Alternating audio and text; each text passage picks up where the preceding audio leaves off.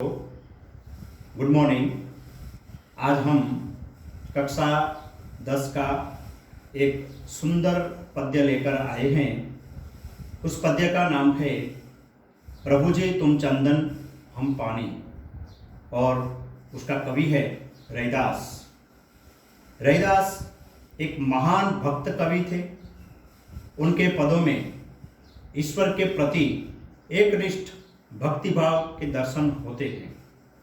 उन्होंने अपने पदों के भगवान के प्रति अपने अटूट संबंधों की पुष्टि की है। प्रस्तुत पदों में उनका दास्य भाव प्रकट हुआ है।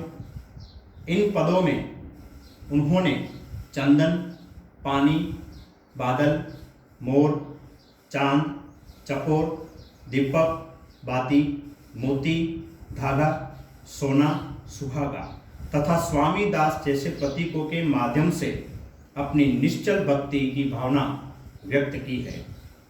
तो विद्यार्थी मित्रों, इस पद में एक भक्त जो अपनी निस्वार्थ भाव से जो भक्ति करता है और ईश्वर के प्रति अपना मन समर्पित करता है, तो ये काव्य में बताया गया है।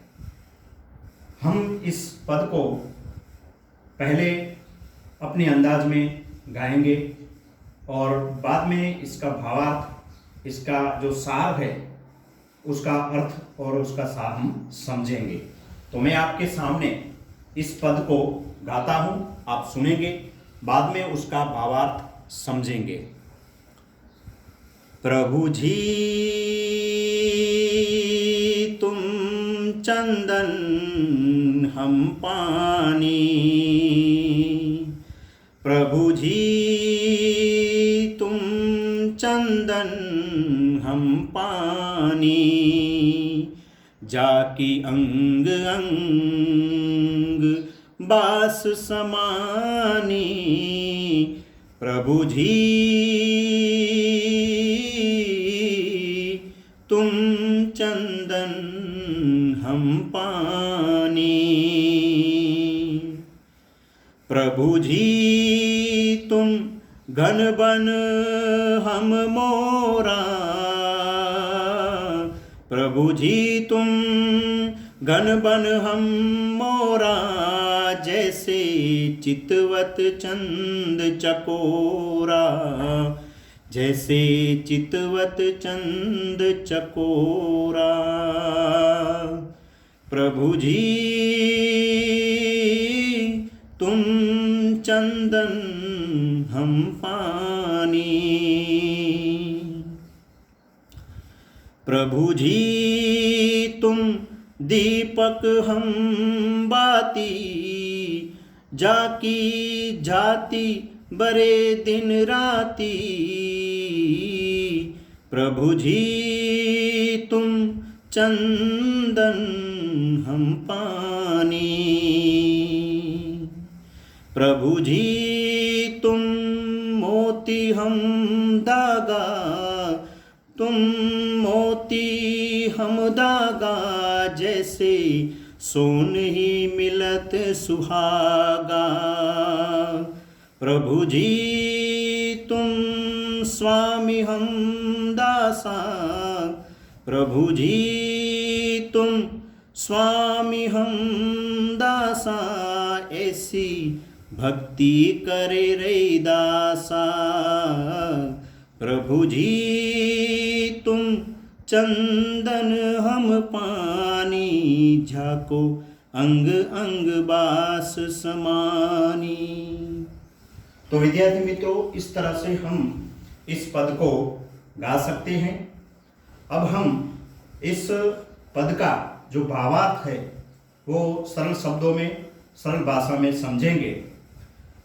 पहली दो पंक्ति जो बताई गई है कि प्रभु जी तुम पानी, तो इसमें कवि कहते हैं, संत रैदास कहते हैं कि प्रभु आपके प्रति मेरा भाव, समर्पण भाव एक चंदन के साथ पानी जैसा है। चंदन के साथ घिसने पर जैसे पानी में चंदन की सुगंध व्याप्त होती है। हे प्रभु, आप चंदन है तो मैं पानी हूँ। आपकी सुगंध भक्ति भाव के माध्यम से संपूर्ण शरीर के अंग अंग में समाई गई है। और उसके बाद प्रभु जी, आप मेरे लिए बादल जैसे हैं और मेरे अपने आप को एक जंगल का मोर मानता हूँ। जैसे वर्षा ऋतु में काले काले बादल को देखकर मोर मग्न होकर नाचने लगता है, उसी तरह मैं आपको निहार कर मदमस्त हो जाता हूँ। हे प्रभु, जैसे चातक पक्षी चंद्रमा को देखता है, उसी प्रकार मैं सदा आपकी भक्ति में डूबा हुआ हूँ। रैदास कवि कहते हैं कि प्रभु, मेरी भक्ति एक दीपक में जलने वाली एक बाती की तरह होती है। जिस प्रकार दीपक की बाती अपने आप को जलाकर दीपक के साथ बने रहने में सुख का अनुभव करती है, उसी प्रकार मैं भी अपना अस्तित्व खोकर केवल आपकी भक्ति करना चाहता हूँ। संत रैदास आगे की पंक्ति में कवि कहते हैं कि हे प्रभु, आप मेरे लिए एक सुंदर और चमकदार मोती की भांति हैं और मैं अपने आप को वह धागा मानता हूँ जिसमें मोती परोए जाते हैं।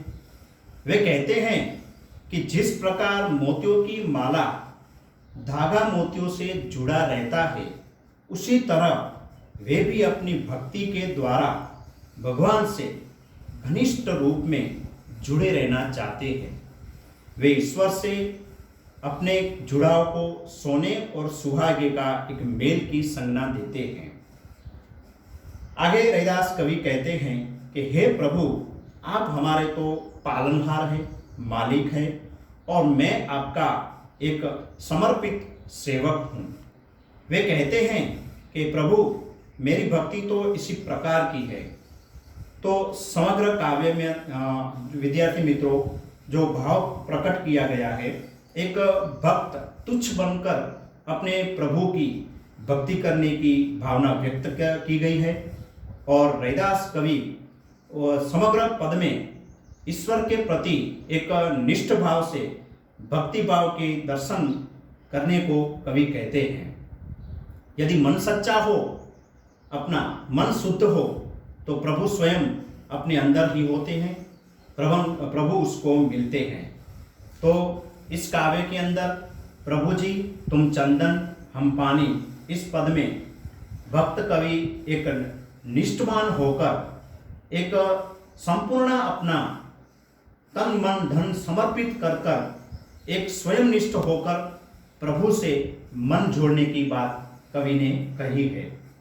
तो इस काव्य में हमें मैसेज ये मिलता है विद्यार्थी मित्रों कि अपना जीवन भी एक सादगीपूर्ण होना चाहिए, प्रभु के प्रति निष्पाप, निस्वार्थ, निर्व्याज और समर्पण भावना होनी चाहिए।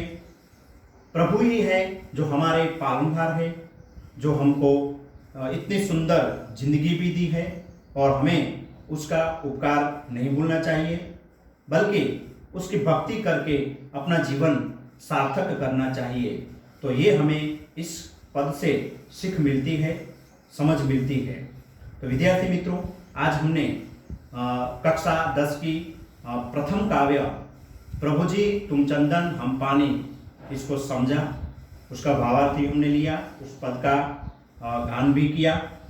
तो आगे मैं नए वीडियो जो अपलोड करूँगा उसमें नए टॉपिक के साथ हम फिर से आएंगे। तब तक के लिए मैं आपसे अलविदा होता हूँ। धन्यवाद, नमस्कार।